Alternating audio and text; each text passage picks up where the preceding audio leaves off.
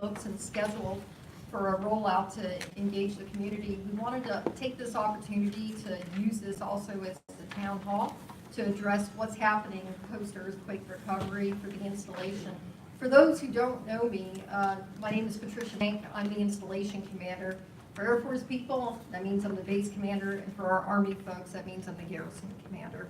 What we wanted to do here this morning was bring some of the key players that we have in recovery operations to the table so that you might have an opportunity to engage directly with one of the support services providing folks that we have on the base. But we also brought folks from Aurora Housing, from the school district, and also from the State Emergency Operations Center, so that if you live off the installation, you have an opportunity to ask questions that might affect where it is that you're living, roadways, infrastructure, or some claims and relief type items that you might be chasing. For us, real quick, just an installation update. We got very lucky on Friday, on the 30th of November. As soon as the quake hit, the first thing that you guys might have noticed was utilities went down pretty fast.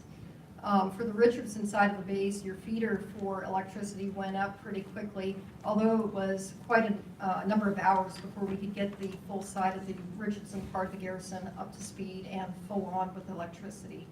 For the Elmendorf side of the installation, although the feeders started to come up individually, were set up a little differently, we were able to get electricity back to the population a little faster.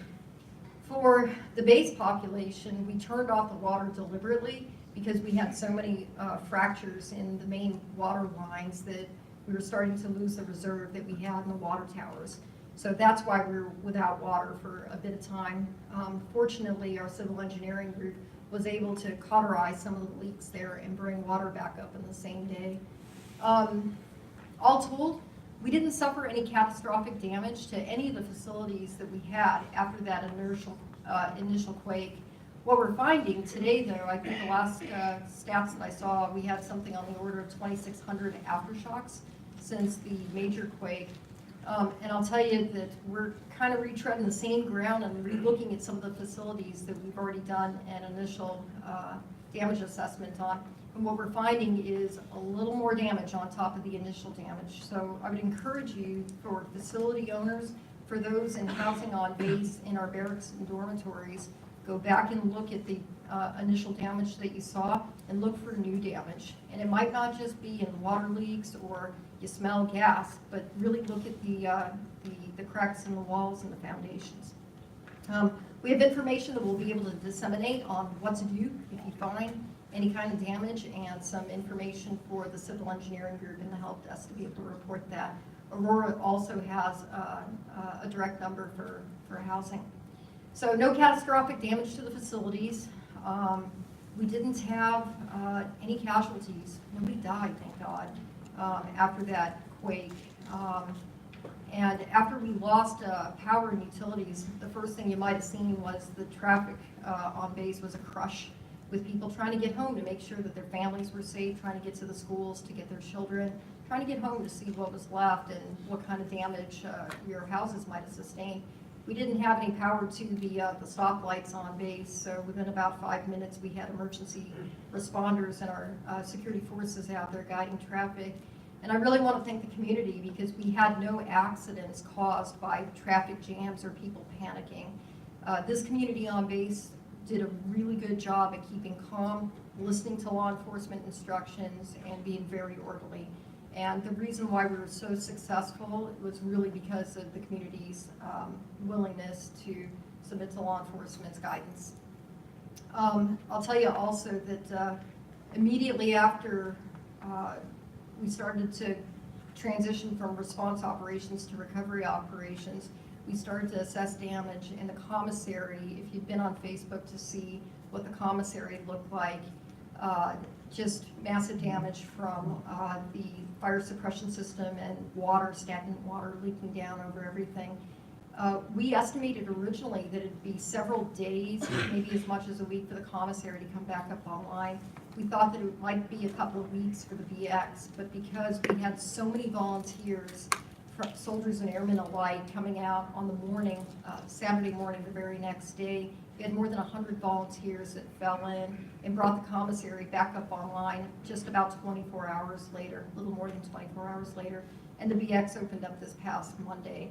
The gas stations are all open, food providing establishments on base are back open. I think that we have one gas station that's still down. Is it the Central gas station that's still down?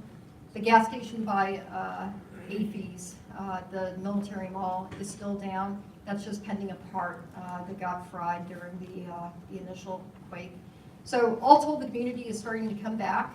We're bringing back services one by one. I know that the fitness centers there's a big demand for that about 48 hours after the quake. Hangar 5 on the Elmendorf side of the base is open for business.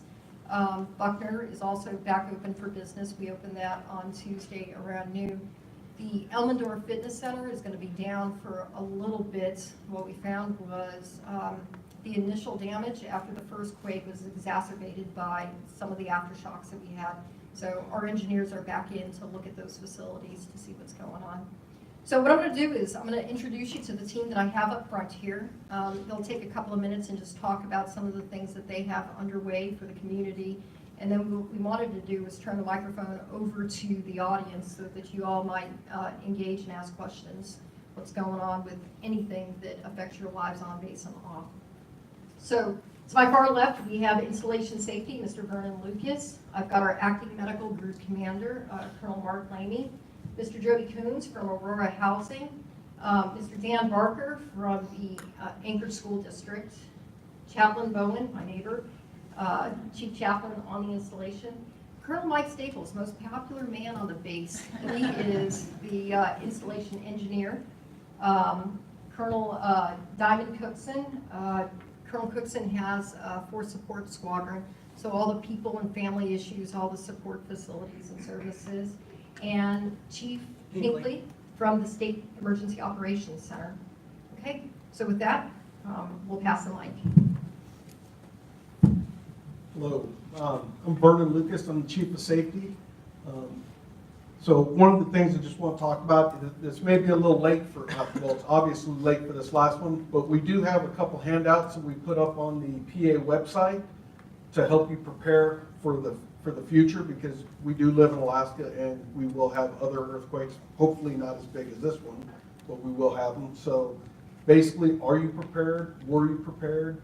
Are you ready for the next one? There's some good information out there, and there's some good links that are available on the websites.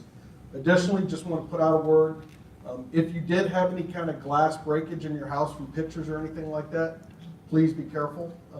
There will be glass in your house for months to come. You'll find little shards here and there. So just be careful with that. And if you're starting to clean something up and you're not sure what it is, any kind of liquids or stuff like that, on base, call Colonel Staples, call his team, not him directly, but his team, and get some help there. And just be careful in your work centers. Take a look around, make sure that everything's good to go there.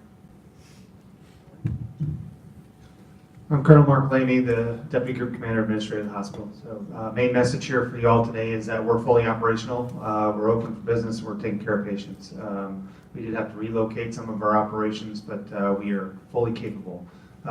We have already reached out to all the patients who were not seen on the days that we were down.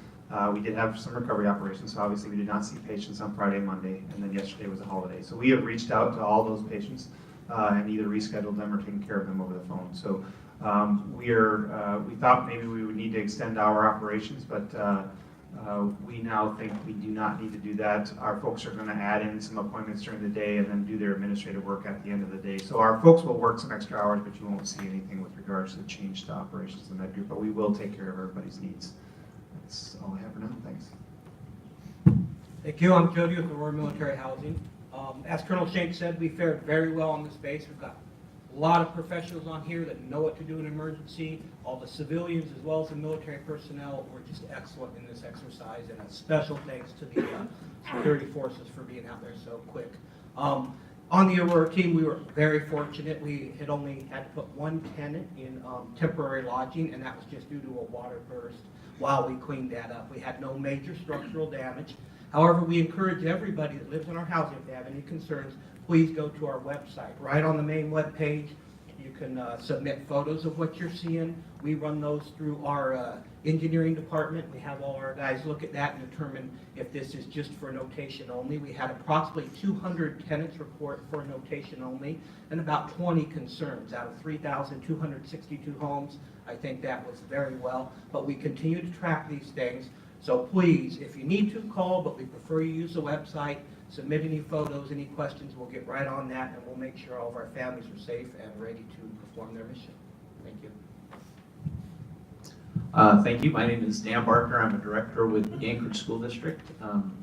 As we've had a lot of our experiences, same as other folks, we are excited and happy for no loss of life, very minimal, if any, injury, and a real positive response by our community overall.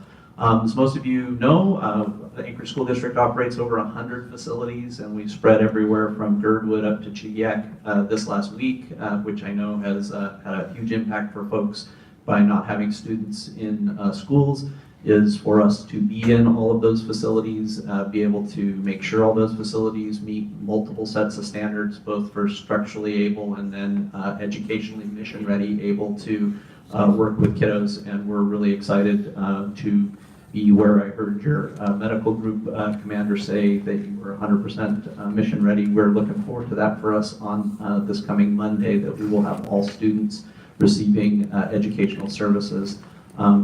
There's our main website, Anchorage School District's website has a link on it for hot topics. One of our topics listed there is earthquake response. On that page, you're going to see all sorts of resources for students, for families. You'll also see a lifetime list as we move through our facilities and they become able to support students. We are right now looking at about 50 to 55 that we're still having pretty significant efforts taking place inside. Not for most of them, not structurally at this point, but preparing the facility and preparing the educators to receive students on Monday. For the five facilities that we run on bases, so our 5 elementary schools here, they all will be up and running again on Monday. No problems. If you have students attending those schools, you should hopefully have heard from principals by this point. If folks have questions about our schools off base, we do have a few of those in Eagle River that are looking toward having some impacted service on Monday, and I will be around afterward for any questions if folks have those. Good morning. I'm Chaplain Kim Bowen, Senior Installation Chaplain here at JBER. First and foremost, as I mentioned on Tuesday, I want you to know that our prayers are going out to each and every one of you. We are people that are focused on you and your families. That's our passion. And so our focus, while there's a lot going on focused on the infrastructure and the physical aspects of what took place, our concern is on matters of the heart and of the soul. Just know this, you have a number of chaplains and religious affairs specialists that are part of units, but we're also here for dependents. One of the concerns we have is what's going on in the hearts and the minds of maybe the more vulnerable, the children. I've spoken to a number of people, and there have been kids that have expressed some real anxiety as to what's going on. I think that the normal has been reset for them, and their worldview has been brought into question a little bit, and they've lost a little trust in the stability of their world around them. So our encouragement is that you look to counseling services as a way to get your family back on track. We have a number of different counseling sources here on base. We ourselves provide counseling on a pastoral note, which means that we deal with matters of life, and this certainly would fall into that category. And your belief system, what does that mean for you? Also know that we've got other professionals, mental health. We have also a source called Military Family Life Consultants, and they are augmented, contracted folks that are here on base to sit down. They're credentialed in the area of mental health, and they can provide some great insights, some great opportunities for your kids and your other family members to sit down and talk with them. A sense of community is important. when we feel alone and we're wondering how we can lean on people. We provide that through 2 worship communities here on base, Protestant as well as Roman Catholic. If that's not a part of your flavor, we are here to help find and connect you to communities off base as well. You can write this number down if you'd like to call us and get additional information. Our number is 552-JROCK, 5762. JROCK, referring to J-Bear Religious Operations Center. We're located right behind the hospital. Follow the signs in the emergency room and then keep following the signs that say JROCK. We're here to help you. God bless your families. Thank you. Good morning, I'm Colonel Mike Staples, the base civil engineer, and I'll just start off by saying thanks for your patience as we go forward. So the recovery and the damage assessments are ongoing and continue, and as the boss mentioned, significant aftershocks are still occurring. I looked up the stats this morning, and it was 180 over 3.0, 20 of them over 4.0. We've had 5 of them over 5.0. And so things that were loose are finding the opportunity to come completely loose at this time. And we ask you to continue to look at your facilities and to call in any damage. If you're not sure if it was called in before, call it in anyways. And the number to our Civil Engineer Unit Control Center and the Earthquake Recovery Center is 552-3727. And it's also CE Customer Service. If you do smell smoke or gas, immediately call that into 911. Exercise extreme caution in those areas. Definitely dial 911. If there are unsafe facilities or where there's environmental hazards or where we've had some concerns over structural damage, we've clearly marked those. And so we just ask your cooperation. When you see those posted, do not try to enter. We are safing those and shoring those as fast as possible as we go through. And again, if you have any questions, same phone number, 552-3727. One other note, during the cleanup, you want to go into your facilities and say, hey, I want to get back ship shape as soon as possible. Be sure you know what it is that you're cleaning up. Ceiling tiles, yep, those are good to go. If there's other things that you see laying on the floor and you're like, I'm not sure what that is. I'm not sure if it has asbestos in it. I'm not sure if that has glycol or how I should clean up glycol. Again, same number, 552-3727. They'll give you a quick read. They may ask you to take a picture of it and send it in to them, but they'll give you a very quick read on what it is and if it's safe to clean up. And lastly, I'll finish off as I started. Thanks for your patience as we continue to make the installation a safe place to work and to recreate. Good morning. Diamond Cookson from the Force Support Squadron. Just want to start out with a couple of our capabilities that are here for your team and your families, and just remind you that we're here to support you. The first, the Military and Family Readiness Center. Again, they're here to help, and they can help with the Army Emergency Relief, as well as Air Force Aid Society. We have a Earthquake Recovery Center that is hosted by the JA team that is taking place in the log cabin. They're up and running 7 days a week. But in addition, you can get Air Force Aid Society can help you there as well. And then on this side, in Building 600, the ACS team can help with Army Emergency Relief. So just let us know what we can help you with on that one. And then a couple key updates. So Colonel Schenk mentioned that our fitness center on the Richardson side, Buckner, is up and running. So is Hangar 5. Elmo continues to be closed, but once we know when that's going to open, we'll push that out. For Buckner, it is staffed during the day, and then as normal, it's 24/7 ops. So again, that's up and running to anyone on the base. For a couple of community support things. So yesterday, Arctic Oasis opened. It resumed normal ops, so 0900 to 2100, Monday through Friday. And then the weekend hours are 1200 to 1800.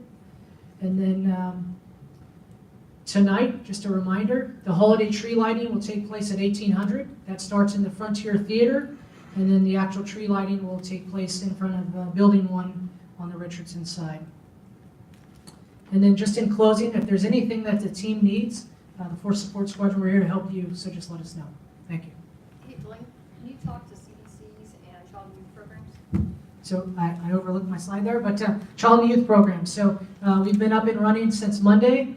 We took a knee on Wednesday, but they're open again. Normal ops, or CDCs, are normal operations today as well as tomorrow.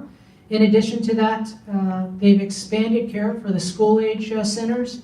Those are open from 0600 to 1730 today and tomorrow. And then the youth centers also open at noon as well, based on the ASD closures. So again, let us know how we can help. Good morning, I'm Chief Inkley, representing the state EOC.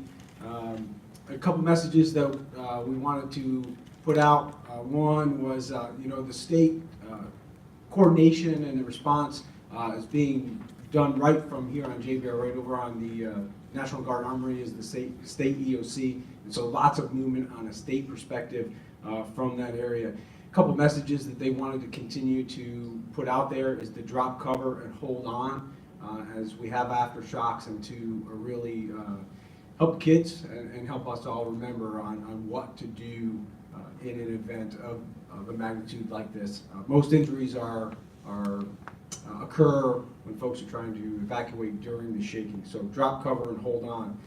Also, their lines are open for the individual assistance program that the state level does. This is they call it the IAP program, and members can go to readyalaska.gov. That's ready.alaska.gov, where they can file for individual assistance for state assistance above their insurance policies that are covered. Phone lines have been open since I think it was Wednesday, and then they have a total right now. The number that just came in this morning was 2,500 members in the state have already registered for state assistance, and they're working through the November 10th is the date that they need to fully apply. From a state perspective, we flew around the area, Matsu area and the Anchorage area, through Senator Murkowski and Senator Sullivan flew with us. They were concerned with the infrastructure and how they could support from a federal level. They were concerned about JBEAR and how operations were going. So they were pleased that we got lucky and we were able to get back up to speed. FEMA is on site as well, working federal assistance if needed. They actually flew up their Region 10 representatives from FEMA to be on site, so it's getting a lot of attention. And one thing to note on the DOT side of the house, they're projected to go green on the FEMA color scheme after the highways and the main arterials are up and going.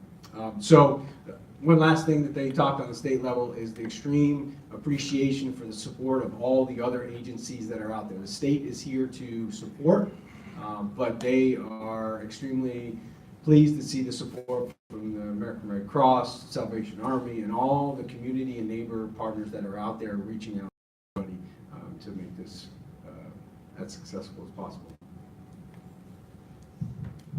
Good morning, everybody. My name is Justin Manning. I'm a claims service manager representing USA. Thank you for having us here.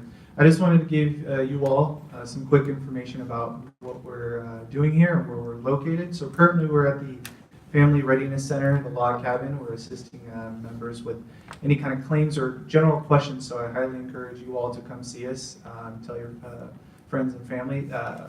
For off-base assistance, we are currently locating a area in which we can serve members who do not have access to the base. So I'm currently working on it. Again, I highly encourage you all to come to visual conversations. I know there's a lot of talk about the deductible and everything like that. So just want to make sure we're transparent, we're having those conversations, and we're just giving you all the information. So thank you.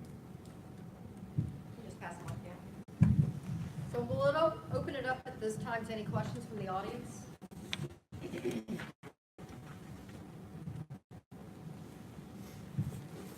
Yes, ma'am. Hello, everyone. I'm Jane Berkey, the Military Family Life Counselor, and thank you, Chaplain, for a wonderful introduction. I appreciate that. I wanted to let you all know that we have AMFLACs in our schools, at CDC, Youth Center, adults, and embedded. Please send your folks to us. We are having issues, not issues, concerns for our military families, and our pets are very important to them too. So please, please send them to us. I am flag also. Linda, will you please stand? She's with our school system. And Linda, will you stay with me afterwards, and I'll pass, and Linda starts to pass out our brochures. We have Gail Owen, and some of us are over here at the building, so please get a hold of one of us. We are here to serve. Thank you. We had a question up from here. Yeah, Colonel Staples, you were saying that ceiling panels are good to go as pickup, so the base is on the base anymore. Well, so I'm talking about like this grid system that is here, right? So one of these panels falls on the floor, that is fine. But if you see other material that you can, then absolutely call in 552-3727. Primarily what we're worried about is maybe pipe insulation. Sure. That has come off some of the heating pipes that run throughout the ceilings, through the walls. Be sure, call in, take a picture. Okay, thank you. Sorry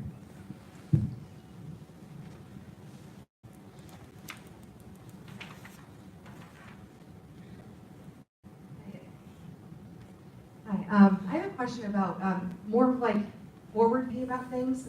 Jennifer Price with Cal Navy. I've had 23 years experience in Alaska too, and I know a lot of people have not, and some people have been here longer than myself. But what I'm wondering is, we get those ad hoc messages several times a week, or phone calls, or emails, or text messages, and I'm wondering, I mean, it took a little while for us to get one of those messages, and we got two that day, but is there a backup system for that we can get communication a little bit sooner? You know, in situations like this, I understand power, whatnot, and I appreciate the place. And the other thing is that in here, and even on the installation,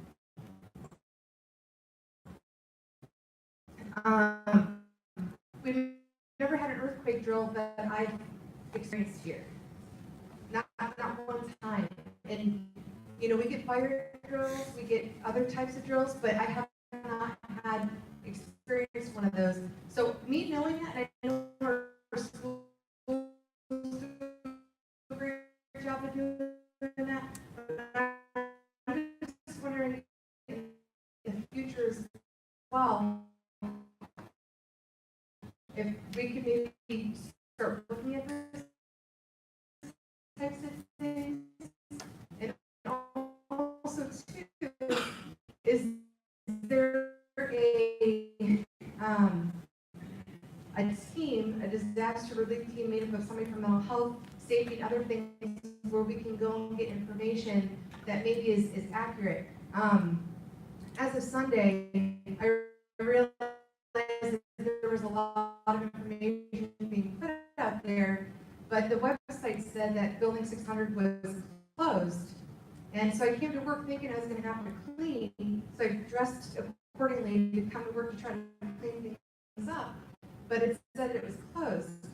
I called command post, I called security forces, trying to find out, is there a sign saying it's closed? Is it being condemned? Is there a danger there? And nobody was able to get. So I'm just hoping in the future that when there's things that are happening, if there are things that are closed or whatnot, or being posted, that we can maybe understand a little better, you know, what that means, or how, as employees, we can help best respond to these types of things. And I know it sounds like I'm being very critical towards you, but it's not my intent. It's more forward thinking, and are there things that we can try to put in place later on that's going to be able to help navigate some confusion that kind of happened in this when I really thought that it would have been a little bit more clear to get some of the information. Okay, so I'll go ahead and take this one and try and unpack everything that I just heard there. Communications, I got it.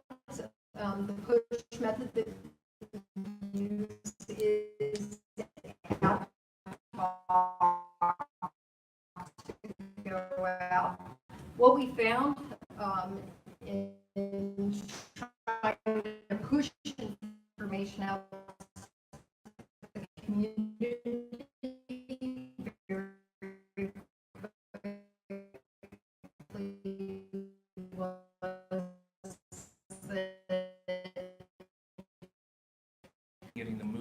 Chugiak.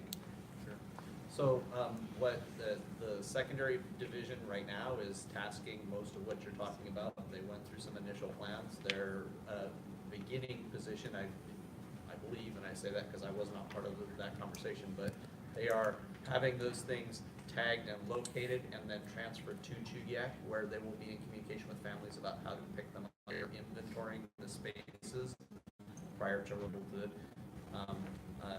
That's what I know about it at the moment. Okay. Yes, ma'am? Hi, Mary Gearman, 477 Manager. My question is again for the school district, because it seemed like there was, so we had folks that were sheltering in place for the moment during the earthquake and all that, and shortly thereafter, they got calls from the school telling them to come get their kids.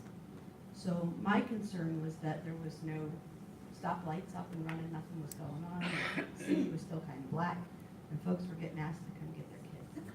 So I just wonder if there's looking forward again down the road, is that a call that the individual principals make? Is that something that happens as a whole and that kind of stuff? Because it seemed like that was, had the potential to be less safe than if we were able to kind of pump the brakes on that.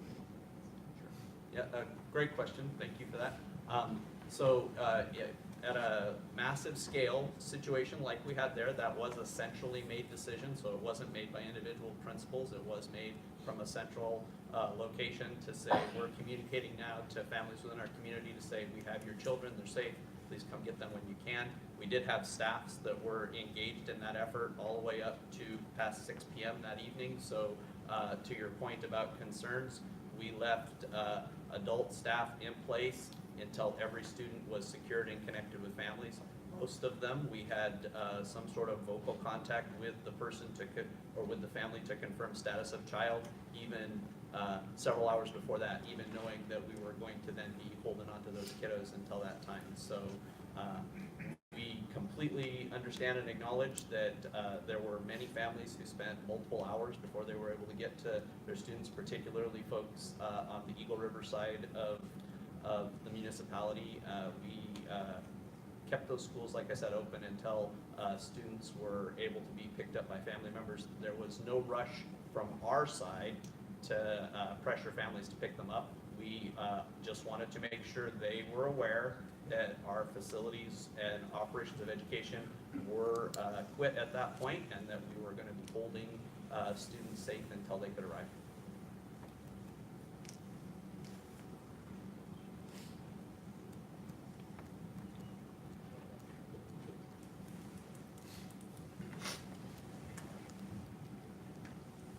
Hi. My name is Brittany Lilly. I was curious. We have response teams for a lot of things that may happen in our lives, everything from chaplains and MFLACs to SARP.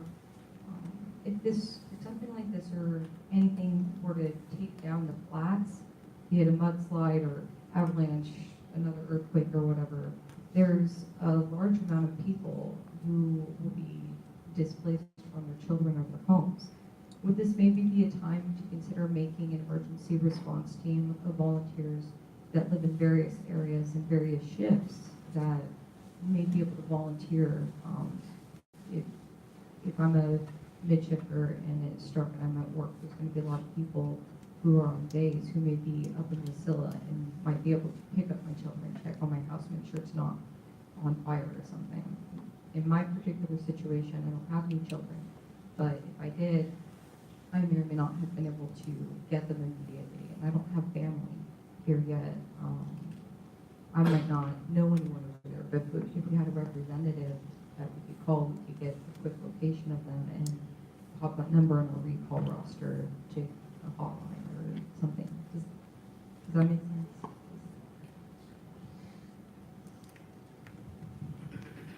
Yes, it does make sense. I'd like to talk to you afterwards if you can elaborate a little bit more on your idea and how you envision it. In the the Air Base Wing, what I'm doing for the installation is I've opened up a task force on wellness that involves we're trying to get our MFLACs involved, our key spouses involved, to kind of get after some of these community type issues. So there may be a seat for you at that table to be able to unpack that idea a little further. Thank you.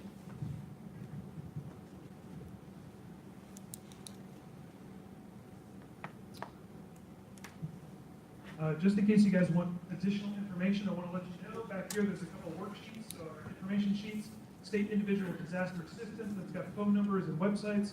We also have a little quick reference card here with phone numbers and websites to catch up on information. So anything you heard here, you want to come back and grab a reference sheet that directs you right to where all the current information is. Thanks.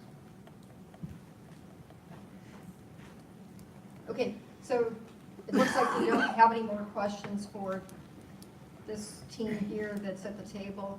Let me just close off real quick before we transition quickly through the topics that we had planned on briefing here at the CAC. A couple of things, we still have the JBEAR, the official Facebook site up and running. It's still posting information up at the top as we continue to work through recovery operations. I don't know if you guys realized it, but during the session alone, we had 3 aftershocks that I felt while I was sitting off the side here. This event's not over yet. It'll probably be, I'd wager, a couple more days, maybe another week before really the aftershocks start to taper off. So we're still in recovery options across the installation. To go in to pull for information, one of the pull sites is that Facebook site. Please go to that. We're trying to keep it timely enough, relevant enough, and accurate enough for the community to get the information that they need. And if you're not getting what you need, then there's phone numbers there that you can very quickly call. Let us know what it is that you need, or just post a question up there. Our public affairs shop is manning that social media site to be responsive to what we're getting from the community. And the other thing that I wanted to do was just thank the folks here who have been since Friday. A lot of the troops, particularly our engineers, some of those guys have not had a day off in the last 15 days, and they've already been put into 12-hour shifts to bring our facilities back up. We have a lot of folks that are working very hard to think through some of the community issues, and if we're not getting it right, or if we've got a blind spot somewhere and we're just not addressing a gap, please take the time afterwards to come and let us know, and let's find a productive way to get after that so that we can be better prepared for the future. And last foot stomp for the log cabin, off the main drag there on the Elmendorf side of the installation for USAA has claims agents there. I know that in building 600, we've got our MFLACs that are there ready to roll out with counseling service and to be able to help out. So we're trying to spread out the wealth across the installation so that we don't inconvenience any one population set. But we in the Air Base Wing are still in recovery mode, and we're going to be in recovery mode for, I wager, for the next several weeks. It'll probably taper off, but we're not going to be done with facility fixes and upgrades probably for at least a year and a half as we chase this through. So for those folks who are military individuals and you're going back to your work sections, for real, if you have not called in your facility status, even if it's all clear, just call the civil engineering number and let those folks know. And if you've got damage, and I don't care if it's just a crack in your ceiling, right now we're trying to get an estimate together for special funding so that we can get everything repaired, right down to that crack in the plaster. It's not lost on me too that part of the whole emotional healing process going through this is healing up the physical scars that even our facilities and our homes have so that we can come back from it. So help us help you, just keep those lines of communication going. With that, I'm going to turn the floor over to Gary Berry. We're very mindful of your time. We've got 15 minutes left in this session. What you're seeing here is not just a setup that we did for this town hall for earthquake relief, but I'm looking at the last CAC that I did in October. It had occurred to me that when I briefed that we were largely briefing ourselves, and I didn't have the audience that I wanted, which was our community and our family members. Because this should not be a one-way me talking at you. What this should be is you guys speaking with us so that we can use this as a work group and a forum to get after problems or to uncover things that we're not chasing. So the 3 topics, I want to be a bit more provocative with the agenda that we're putting together. No more am I gonna sit here and watch 72 slides go through rapid fire reload with no questions no time for questions for anyone. So we picked 3 topics. The cost of living allowance is gonna be re-looked at for this area coming up. We've got some slides here that talk about the surveys and why that's important.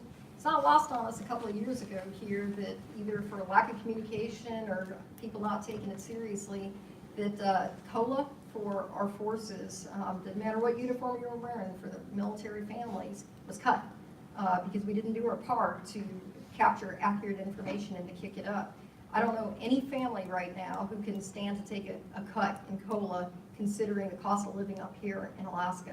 So we wanted to step through that, and we wanted to do it early enough that it didn't get the drop on you. I know everybody's getting surveyed out here at the end of the year, but this one's important and it matters.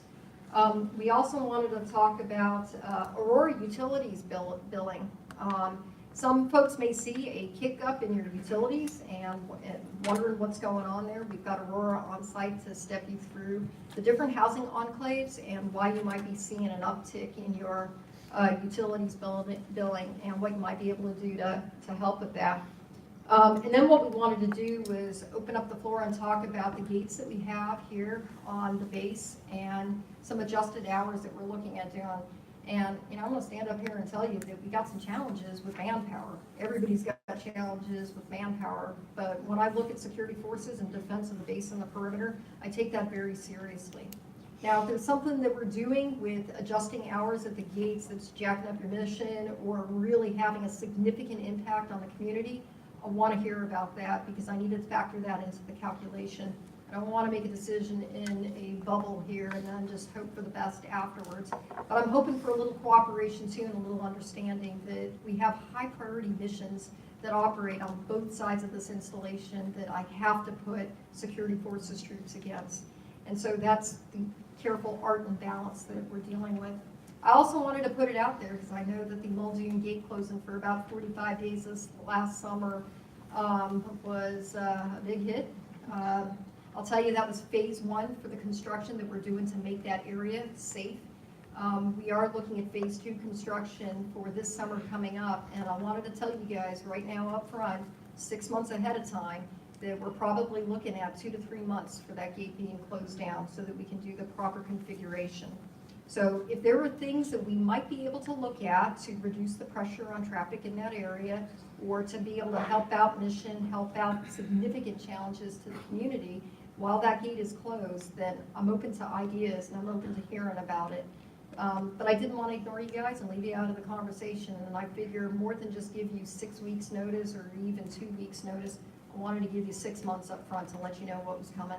And if there's any opportunity for y'all to make adjustments into your battle rhythms for what this might have for an impact, this would be the time to do it and not just 2 weeks prior. Okay? So with that, Gary. All right, thanks, ma'am. Just for the panel here, if you guys would like to clear off, you're welcome to do that so you don't have your back to everything. And then, as the Colonel said, she did a great job introing this, so I went to the agenda slide, and our first item on the agenda, Chief Manalassis is going to talk to us a little bit about the COLA Living Pattern Survey.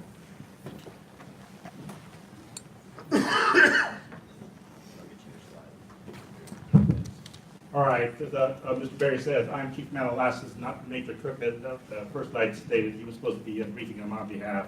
But I am the country coordinator for Alaska when it comes to cost of living allowances. I know the survey is not probably our priority at the moment, probably this whole month, but it's really critical that we do this. It's called the Living Pattern Survey. This one's done every 3 years. So the last one, it was here back in 2014 who did the Living Pattern Survey. So a few people. So 2014, if you do the math, we were supposed to do a LPS back in 2017, but the significant drop back in 2014 where we lost an average of $500 a month in COLA, we had to do an out of cycle, which we did back in 2015. So this rolls up to the 3 years, and that's for this year. So the purpose of this Living Pattern Survey is to see where you all, uniform members, along with their dependents, is where do you shop outside of the local community. When you get into the survey itself, if you get on the DTMO website, it's going to take you, it takes an average about 40 to 60 minutes. Me and my wife did it this past weekend, and it took us 25 minutes to be exact.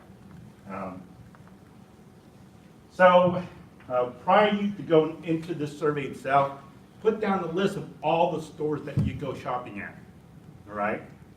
Any of the grocery stores, any of the retail shops, where do you go see movie theaters? What type of entertainment do you go to?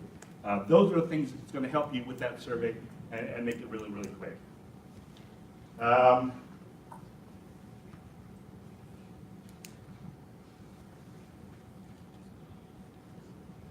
As you can see in the survey, really, that's all it is. What we're looking for here on the Living Pattern Survey is once we get enough individuals to do the survey, it's going to tell a certain few of us to go out and collect prices in January. So if we get a majority of folks go to certain stores, that is where a select few of us are going to go out in January and collect prices of retail in nature of everything. There's about 123 items that we go collect. We take these prices, we send them over to the Defense Child Management Office, and they will use those prices, compare them with the prices down in the lower 48, and we'll come up with the COLA indices. And that COLA indices will determine our factor. You can go onto the DTMO website, and I'll show you a step-by-step process on how this whole thing works. Any questions for me? Sir? Chief, so when will we see the results of the COLA reworking? So we're going to get, we have up to January, the end of January, to get all the prices to DTMO. It takes them roughly about 2 months to churn all the products. So whether it be an increase or a decrease, or we stay status quo, probably about April, May timeframe. Thank you. Chief, also, can you tell us when the survey's open? When are we supposed to have that information in? Oh, so the survey started on 1 December. You can get onto the link. It's good for 30 days. You can go onto the JBEAR webpage. There's a link there, along with JBEAR Life. There's a link there. And we are sending out a mass, Russ, or Lieutenant Colonel Russ. Sorry. We're going to be sending out a mass email for all military members today, reminding them about the survey, along with the link. Anybody else? Chief, I wanted to point out that I believe you can only do the survey from a computer and not through a mobile device. Correct. Okay. So standalone computer if you can, because I don't think it's configured for mobile devices for that. So, but you don't have to, it doesn't need to be a government computer. So anyway. All right, thank you. All right, thanks, Chief. Next, we have Mr. Daniel Gregory? Gregoire, sorry, I should have known that. I call him Daniel, but from Aurora, talk a little bit about the utilities bill.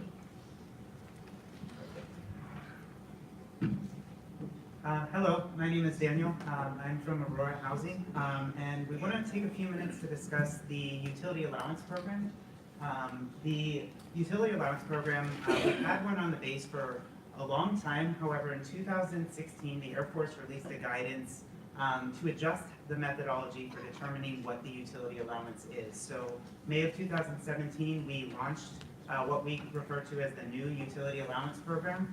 And the entire purpose of the change in this methodology is to better promote conservation. What we found with the previous methodology is that it wasn't really encouraging people to save energy. In fact, people were getting refunds or credits back when they weren't making any effort to conserve energy. So when we talk about the utility allowance, we're referring to gas or electric.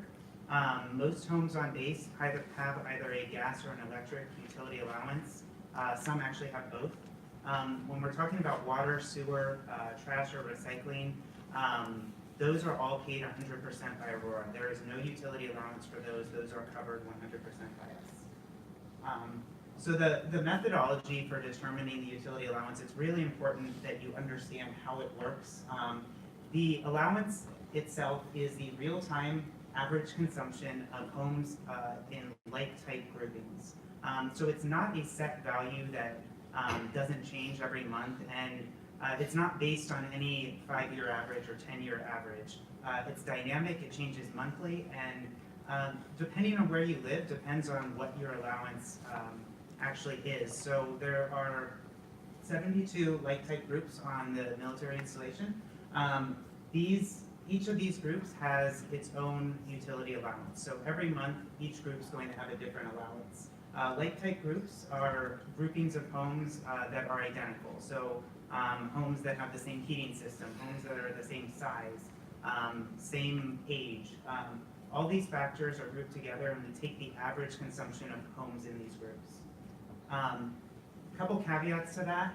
Vacant units are not included in that monthly average. So if a home is vacant any period during a billing or a statement cycle, it is not included in the average. And the top 10% and the bottom 10% of consumers are also not included in that average. So it helps centralize the average and keeps factors outside of our control from really skewing the average and making it unfair. So every month you receive a statement, and the statement will have the utility allowance and your consumption. If you go over the utility allowance, you are paying the difference between the allowance and your consumption, and if you go below, you're receiving a credit. Next slide, please. You'll see it in the form of a utility statement. A lot of people get a little overwhelmed looking at these. There's a lot of information on it, but it's all necessary information. The contact info section, it's really important that you're setting up an account online. From what we've heard, if you go to make a payment over the phone, they do charge you. Our contractor, Yes Energy Management, does charge you. So we want to make sure everybody's setting up that online account and making sure that that information on the side is correct. The usage data section and the account detail section, that's where you get a lot of guidance as to how you're doing as far as conserving utilities. So the top section shows you what your actual consumption is. It does not include any information about the utility allowance itself. So that's in the blue there where the number 2 is. So you can see what the rate is on Jaber, and you can see what you would be paying if there was no utility allowance. Now, keeping in mind, the rate on Jaber is significantly lower than off-base. There's a number of surcharges that aren't included as well. So this isn't, you can't necessarily compare that rate to off-base and get a really accurate comparison. But when you look down in the second box, you'll see your consumption, and then you'll see the utility allowance. A lot of times when the billing cycle is a different length, so what we see happen is you'll have a 28-day billing cycle and then a 40-day billing cycle. We'll start getting a lot of calls because somebody will notice they're usually paying $3 a month, and they'll notice, okay, now it's $5 or $6. Make sure you're looking at the number of billing days in that billing cycle because that will directly impact whether the amount of your charge or your credit. So once you've received the statement, you'll see at the bottom, we keep a running total of charges or credits. Once you hit $250 in charges, an invoice is issued, and likewise, if you hit $250 in credits, a check is issued. So obviously, we like to point people to our website. There's a lot of information on our website, auroramilitaryhousing.com/utility. That is, we refer to that as our utility portal. There is information on whether your home is part of the utility allowance program. You can see sample invoices. You can see a presentation on how the methodology for the utility program. And you can also submit a request for a survey for us to look into your utility usage. This is really important if you are doing everything in your power to conserve utilities and you're still seeing your bill or your statements are a little higher. You can submit this survey. We'll look at it. We'll create a profile on you. We'll figure out are there things that we can recommend that you do. And after trying those recommendations, if that doesn't work, we will send somebody out to your home to do a utility audit. But it's a great service. It's worked. Most of the time, you don't even need to send somebody out. It's just a matter of reviewing the invoices. But highly recommend if you're having concerns with your utilities that you look there. And then obviously our blog, we post quite a few suggestions for ways to conserve energy. So please sign up for our email list and stay tuned to our blog. That's all I have. I assume there are going to be a few questions. Anybody?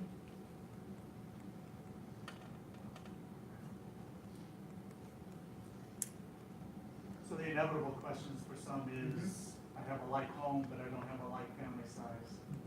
And so I'm sometimes being penalized because I have 5 dependents and lights on longer, need it to be a little bit more warmer, or whatever it is, versus somebody who may have the same style home as I do, and they have no dependents. This doesn't take into that whatsoever, correct? It's just based off of house size and overall usage, and maybe that person may fall in the top 10%, maybe you'll fall in the top 10%, in the wash, but that doesn't always happen, correct? Correct. So that is a great question. I was hoping that one would come up. So thank you, sir. The answer to that is, one, this program was determined by the Air Force. So this was the use of lift test groups was determined as an adequate way to measure utility use. Now, that being said, there are a lot of factors that affect utility usage. And some of the major factors are house size, the actual presence of appliances in a home, the heating system, and the temperatures outside. Another really big factor is, of course, family size.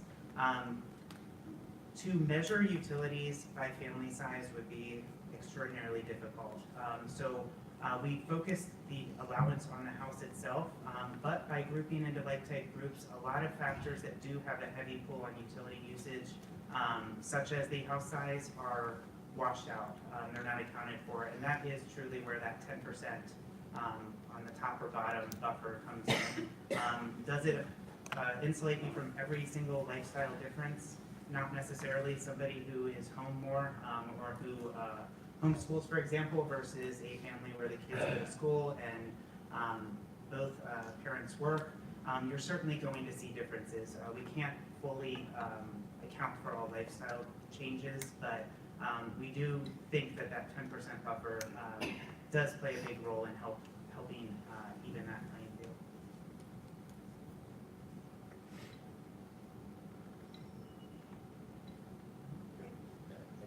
Thank you. All right, thank you. And we next have Mr. Carlson here to talk about the gate hours. Good morning. So gate hours, a topic that will probably continue to come up during my tenure as a civil servant. This is an art that we will likely never get perfected, but know that we always try and make adjustments based upon the feedback that you provide and then the data that we collect through traffic counts. Now, as the Colonel had mentioned, we certainly do have some manpower challenges within security forces, but I'd also like to mention that, we live in a gated community, and our Valley, I'll let you know that we are still doing an assessment. We are in discussions track over the use over the Arctic Valley gate hours, so they in the future we don't. So I'm just going to go over a couple of things. These are a little bit new, but what we thought we'd do, Fort Wainwright, I went there and saw their CAC about a month ago. They had a couple of things like this that had mission events on the calendar, just so everybody in the audience can see that. Some of this may or may not interest you, but it kind of lets you know what kind of things are going on in the installation, maybe let you plan a little bit, especially if you're a helping agency or somebody that's engaged in these activities. So it kind of gives us a sight picture of what actually goes on here besides what you might see day to day. So there's a few things. There's an exercise going on with Arctic Edge. That's an ALCOM ANR exercise. The 425 is engaged in those next two there, the Yamasakura and the Arctic Fusion up at Donnelly Training Area. And you can see that Yamasakura runs a couple of weeks, so almost up to where we're getting close to the holidays. There's a few other things in there. The Intermediate Command Summit, that's a senior leader, kind of a 6-month meeting, every 6 months, kind of the healthy installation that Colonel Chank and the team and USARAC and other major mission partners go to. Winterfest, you'll see there on the 21st. I missed the holiday tree lighting, but you caught that earlier on the brief. The Winterfest piece, and then of course the ASD winter break starts there. I don't think that's changed. I haven't heard anything, even with all the events that we've got. I think that's still tracking. If that changes, we'll get that out. You can see there's some half-day and probably some limited duties over those 2 weeks, the Christmas week and the New Year's week, to include the federal holiday, their Christmas itself, and the training holiday on Christmas Eve. See, and I forgot one thing, if I may. The most obvious, and only the chief picked up on it. The implementation date for the gate hours changes is 17 December. So if it was on your mind when I sat down, thanks, Chief. All right, so 17 December for those gate changes. So just in case you didn't hear that. And then in January, kind of similar. I already talked that the first week there's probably some lighter kind of things going on, some family time. So look out for that. There may be some limited things on base, and that word will get pushed out. That's the final week of the ASD break. UTA drill weekend, that was referred to a couple of times. That next one will be there on the 5th and the 6th. And then some other activities there. Those things in yellow, as you can see from the key, they're kind of mission ops related kind of things. And then a couple of MAEs, exercise-related things for the installation later in the month. More will come on that down the road. Another 4-day weekend in there for Youth Direct Training Holiday, PACAF Family Day, ahead of the Martin Luther King holiday there. Also a day off from school that Monday. And then the Joint Wellness Action Council at the end of the month, where we get together, the helping agencies get together and talk about how we can impact things. Many of the things that we just talked about here, some of those things will be talked about in that meeting as we help our helping agencies help you. Any questions on the calendar that I might be able to elaborate on? So I can't remember, so somebody please help me with the conference, or not, sorry, the concert that the 9th Army Band had scheduled that was free downtown has been rescheduled for Monday the 10th. I just can't remember what it's called, the Atwood Concert Hall, is that right? Thank you. So it's free to anybody, or free to anybody who wants to attend. I went last year. It's a pretty awesome thing. Santa Claus makes an appearance if you got kids. So if you can make it out to see the 9th Army Band, they put on a great show. And that'll be Monday the 10th, and it starts at 7 p.m. Excellent. All right, and so typically what we would do, minus the first part, this would be the part where we kind of go around, see if anybody's got anything they'd like to add before we wrap up. So Sergeant Beck's running around with a mic, I think, and if you don't need one, just make sure you can be heard.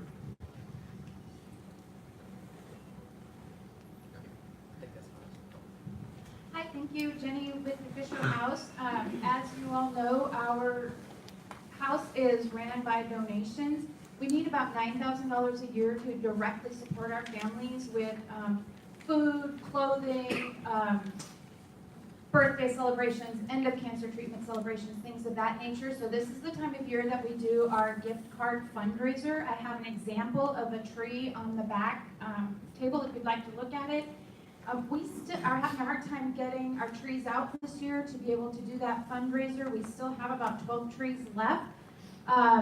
If your unit has not picked up their tree, I brought with me today a fundraising member from our Friends of the Fisher House board member group. She's able to, Teresa, she's able to talk to people and give you trees today. We brought what's left today, and we'd really like to get them out.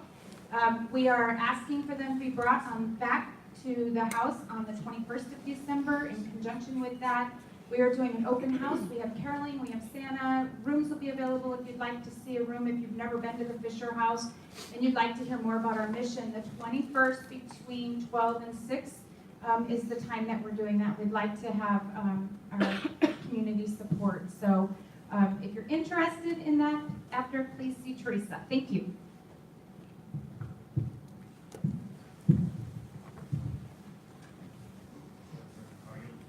Hey, my name is Adam Lang. I'm the Deputy Installation Commander. The boss was talking to me while Chief Manalassis was talking about the living padding survey, so I want to hit on one thing. So Chief said we're going to do a J-Bear all. Look, I'm not a signal guy. I've been here almost 3 years. I don't know why it is, but we have great difficulty on doing J-Bear all emails to get to the Army side. So Clint, Jason, I need your help.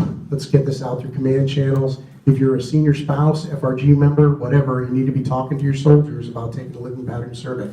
There's a lot of stuff going on. We're recovering from earthquake operations. It's the holiday season. People are going to be taking off on liberal leave. You got any number of distractions this time of year, but this is key, and it only comes around every 3 years. Don't rely on a mass email to tell your soldier to take this very important survey. Okay? Get it out through every channel, multispectral, to get the word out to take this thing. Okay? Thanks. All right, Thomas Cook, Comptroller. Just want to highlight one thing the Chief mentioned during the brief. He talked about sitting down and doing it with your spouse. Incredibly important that you do that. If you don't know where your spouse gets their haircut, or where they shop, or if you have kids that go downtown and shop and you don't go with them, you need to make sure that is a part of that conversation, a part of that survey. Because that is very important, and it will impact our bottom line if we don't take this survey seriously and make sure we capture everything. Please sit down as a family and do that survey. It's well worth your time.